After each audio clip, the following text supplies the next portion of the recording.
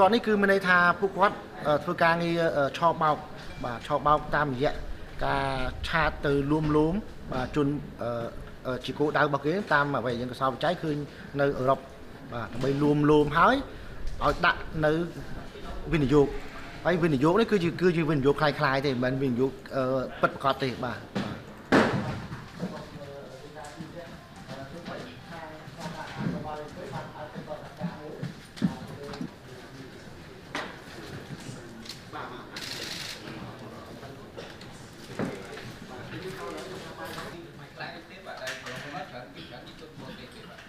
យើងឃើញថាវាខ្លាយហើយព្រោះថាមិនឥឡូវសរសេរអក្សរចិនហ្នឹងមានន័យថាគាត់ target ទៅចិនឬក៏មិន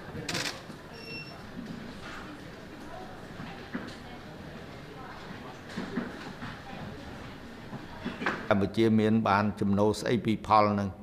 អញ្ចឹងពួកនេះវាមានយើងទទួលស្គាល់ថាវាយកលុយនឹងមកលាងសម្អាតនៅក្នុងប្រទេសកម្ពុជាមានតាមរយៈដើម្បីពង្រីកសកម្មភាពនេះតទៅទៀតហើយក៏លាងសម្អាតហើយមានទាំងលុយខ្មៅលុយសអញ្ចឹងអាត្រង់នេះដែលយើងមិនឲ្យវារួចទៅនឹងសំណាញ់ច្បាប់របស់កម្ពុជាទេត្រូវតែធ្វើការស៊ើបអង្កេតយ៉ាងម៉ត់ចត់ស្វែងរកទ្រព្យដែលបានពីផលនៃបទល្មើសនេះហើយយកមករឹបអស់ជាសម្បត្តិរដ្ឋឬក៏ជួយដល់អ្នកដែលរងគ្រោះ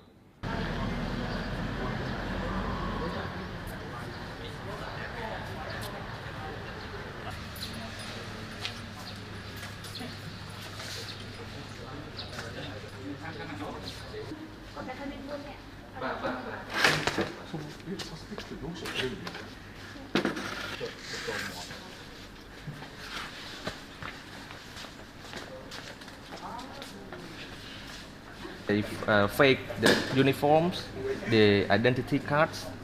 and they generate many fake faces by using AI.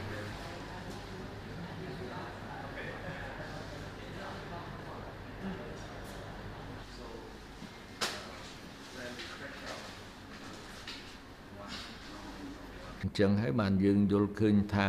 វិធានការដែលយើងបានធ្វើនេះមកទល់ពេលនេះយើងគិតថាវាមិនទាន់បាន100% នៅឡើយទេតែក្នុងរង្វង់ដែលធ្វើប្រមាណជា80ក្នុងរង្វង់80លើ 80% ហើយយើងខិតខំតាមរយៈនៃការដាក់ចេញនៅវិធានការយ៉ាងម៉ឺងម៉ាត់ពីសំណាក់ប្រមុខរាជរដ្ឋាភិបាល Hãy subscribe cho kênh Ghiền Mì Gõ để không bỏ lỡ